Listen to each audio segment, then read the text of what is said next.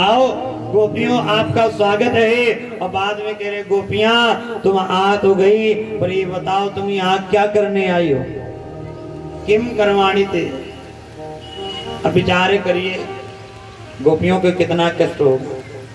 आप किसी से कहो, रोज फोन करो रिश्तेदार को, भैया कभी आओ घूम जाओ, इतने दिन हो गए मुलाकात नहीं हुई, और साल 2 साल बाद वो किसी दिन आपके घर आ जाए, आप उसे पानी पिलाओ, चाय पिलाओ, है नाश्ता कराओ, फिर उससे पूछो कि ठीक है भैया आ तो गए, पर ये बताओ यहाँ क्या करने आए हो। उसको कितना कष्ट होगा कि 1 साल से खून पी गए फोन कर करके, अब आ गए तो कह रहे यहाँ क्या करने आए हो। आज वही बात कन्हैया कह रहे हैं गोपियों को कि आओ गोपियों आपका स्वागत है, पर ये बताओ तुम यहाँ क्या करने आई हो। गोपियों ने कहा अच्छा कन्हैया, अभी जब बांसुरी बजा रहे थे तो ऐसा लग रहा था उस बांसुरी पे हमारा नाम लेकर के बुला रहे हो, हमारा नाम लेकर के बुला रहे हो। और जब हम यहाँ पर आ गए तो आप हमसे पूछ रहे हम यहाँ क्या करने आए। अब हम आपको कहीं छोड़ करके जाने वाले नहीं, मेरा जीवन आपको समर्पित। भगवान ने कहा गोपियों तुम सब पतिव्रता नारी हो, और पतिव्रता नारी का धर्म होता है कि रात्रि में कभी भी बिना अपने पति की आज्ञा के, या तो आज्ञा लो या तो पति को साथ में लो, बिना पति के आज्ञा के रात्रि में कभी भी घर के बाहर नहीं निकलना चाहिए। ये पतिव्रता नारी का धर्म होता है। पति की सेवा कैसे करनी चाहिए। एक ही धर्म एक व्रत नेमा, और काय वचन मन पति पद प्रेमा। पति की सेवा कैसे, बोले काय वचन, काया से, वचन से, मन से भी पति से प्रेम हो। जो पतिव्रता नारी है बोले उसको किसी भी देवता के पूजन की आवश्यकता नहीं है, वो अपने पति की सेवा करके जो वरदान पाना चाहे वो वरदान पा सकती है। पर कब, जब पतिव्रता होए तब। आजकल तो घर घर में कलह मची है, घर घर में लड़ाई हो रही है। एक भाई साहब थे, उनका विवाह हो गया।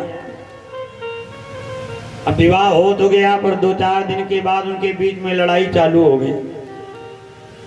और ऐसा कोई दिन न जाए जिस दिन भाई साहब के ऊपर 10-20 बेलन न चले।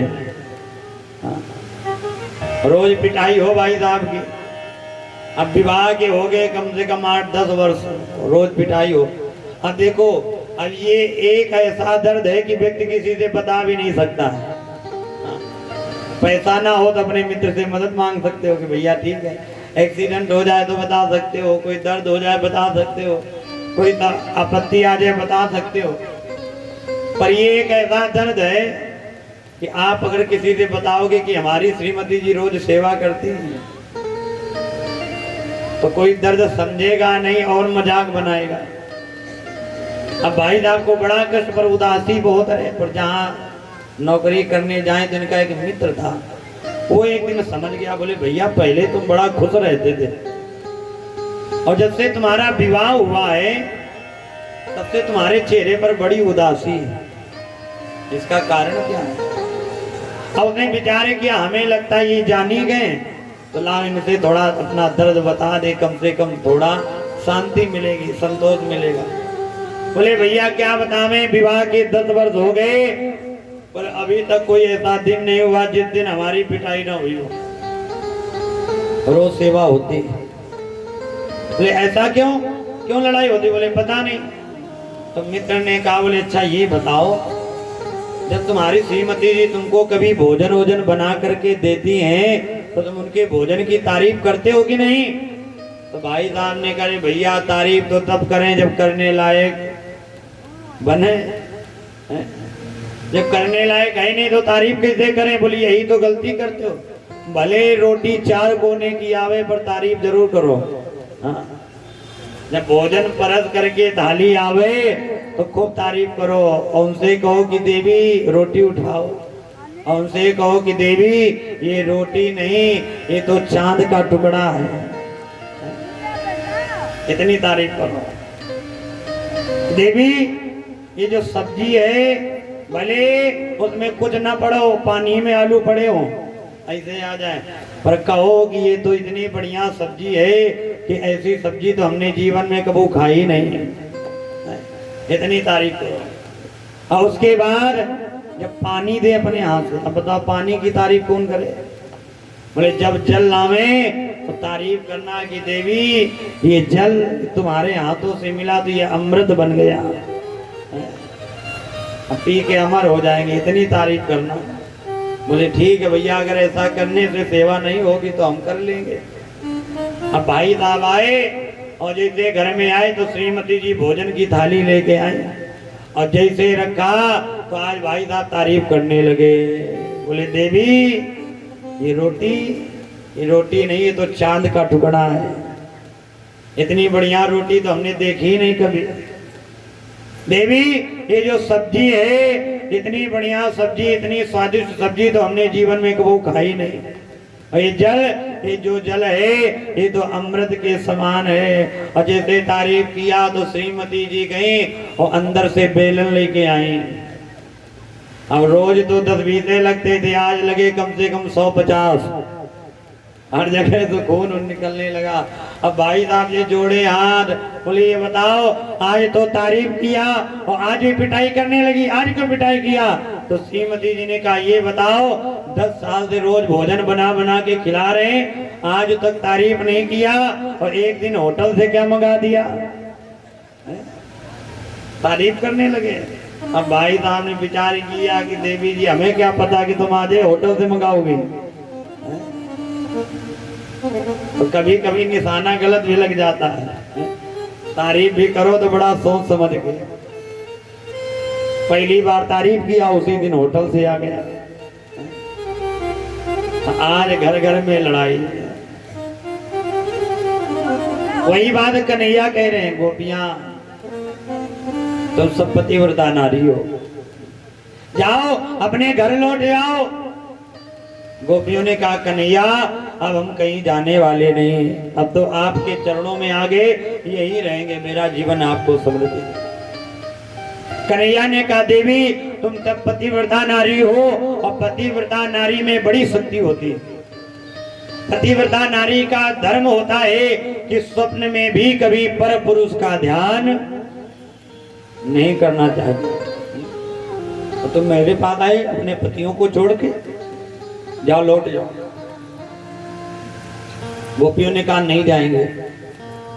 कन्हैया ने कहा तुम सब पतिव्रता नारी हो और पतिव्रता नारी में बड़ी शक्ति होती है। इस विषय में हम आपको एक कथा सुनाते हैं। गोपियों ने कहा सुनाओ।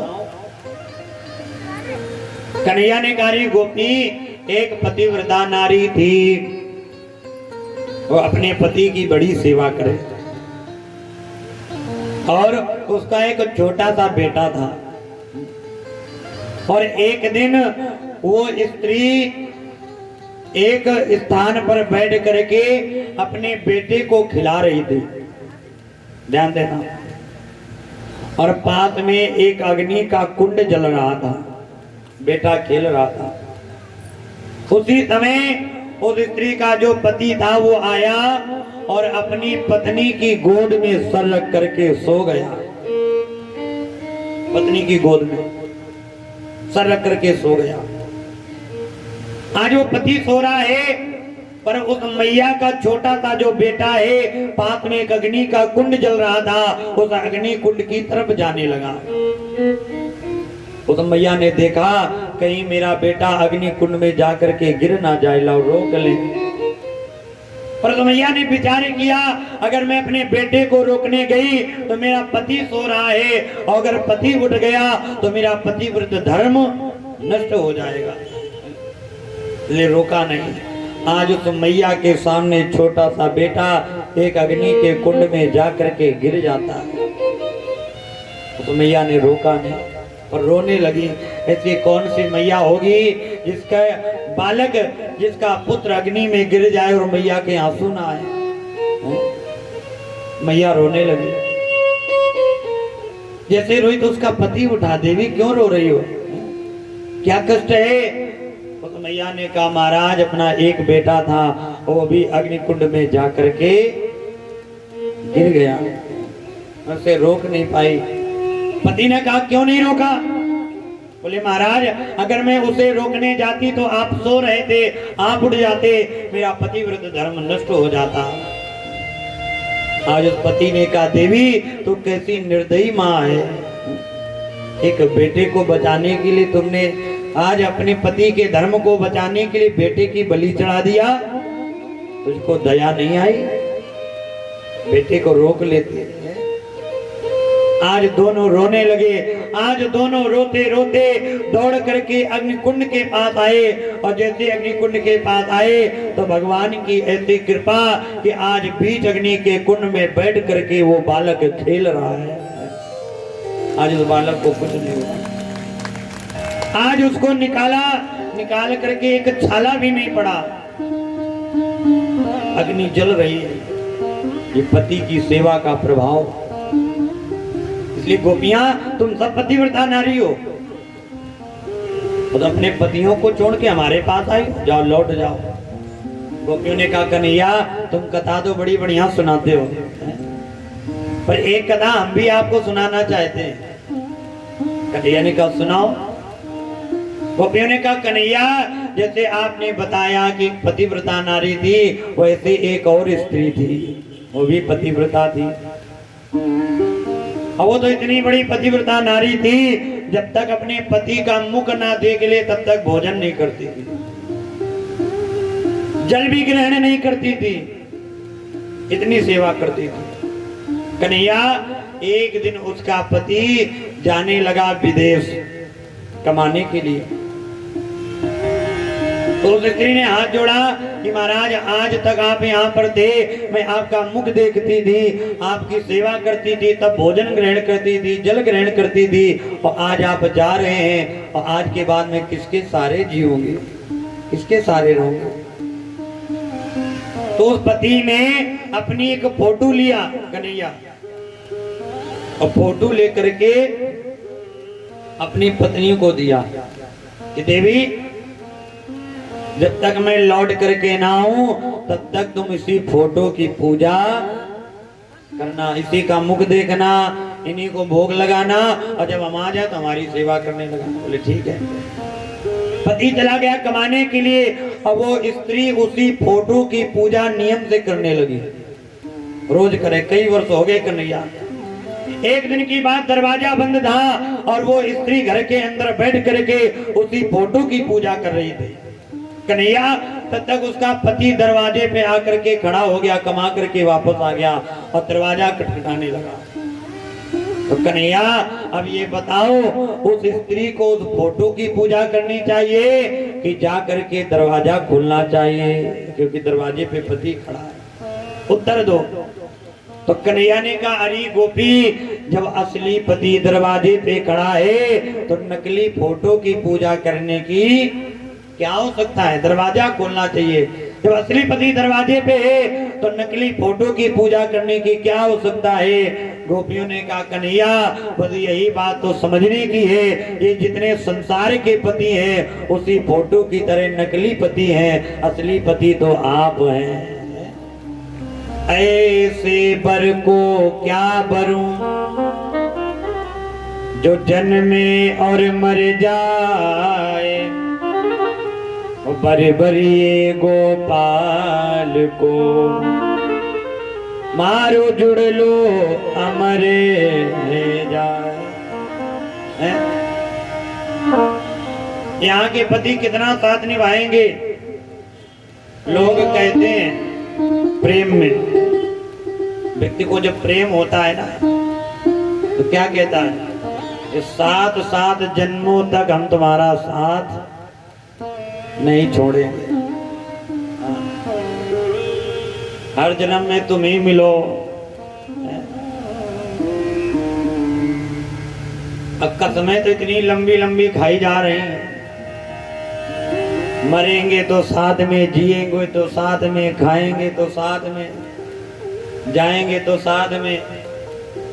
अब वादे तो हो गए 7-7 जन्म के, पर सत्यता ये है कि अगर समय बदल जाए तो 7 जन्म तो छोड़ो, का कोई 7 दिन भी साथ देने के लिए तैयार नहीं होगा ना।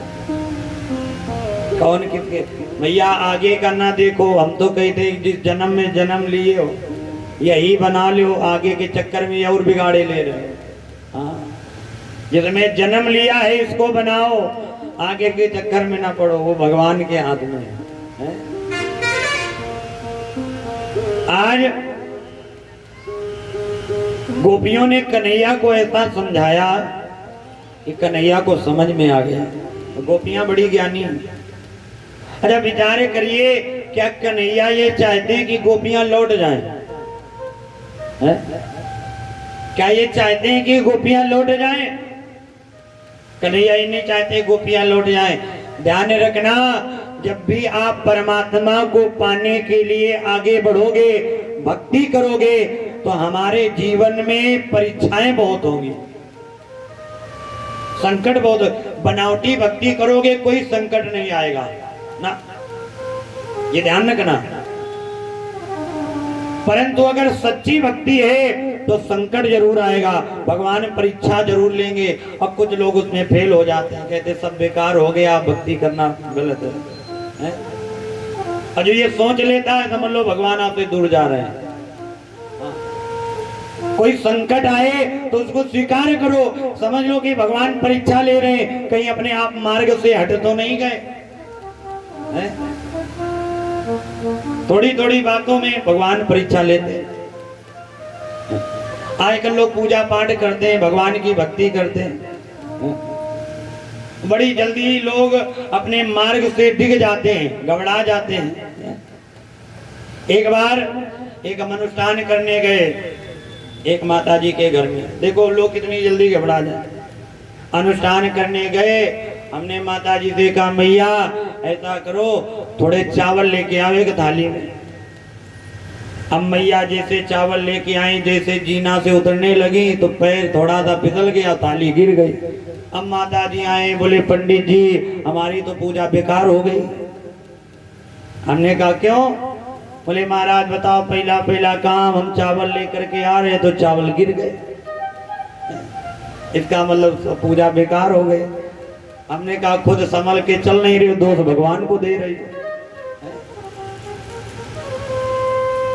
लोग दोष भगवान को देने लगते हैं, परंतु ये तो कोई संकट नहीं, जो सच्ची भक्ति आएगी। देखो मीरा जी ने कितने संकट सहे। अगर आप भक्ति कर रहे हो, पूजन कर रहे हो, अगर संकट आ जाए तो समझ लेना आपकी भक्ति में दम है। हाँ, अगर संकट आना चालू हो जाए तो समझ लेना आपकी भक्ति श्रेष्ठ है, तभी संकट आ रहे हैं। जो बनावटी भक्त होगा उसके जीवन में संकट नहीं आएंगे।